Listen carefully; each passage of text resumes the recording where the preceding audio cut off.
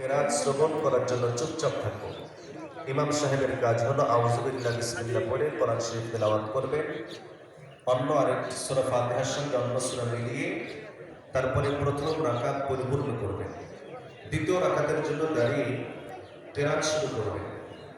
কেরাত শেষ করে রুকুতে যাওয়ার পূর্বে অতিরিক্ত 3টি তাকবীর বলবেন। প্রথম রাকাতে যেভাবে 3টি তাকবীর বলা হয়েছে সেভাবে 3টা তাকবীর বলার পর চতুর্থ তাকবীর বলে রুকুতে যাবেন। নামাজের বাকি অংশ অন্যান্য নামাজের মতো। নামাজের পর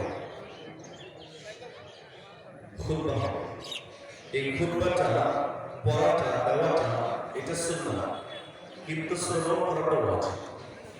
এই জন্য খুতবা শ্রবণের মাঝে যা কিছু বিঘ্নতা সৃষ্টি করে, কথা বলা, চলে যাওয়া ইত্যাদি ইত্যাদি, এই সমস্ত কাজ থেকে বিরত থাকাটা ওয়াজিব। খুতবা বিঘ্নিত হয় শ্রবণ করার মাঝে, এরকম কাজ করলে আমাদের সময় হয়ে গেছে।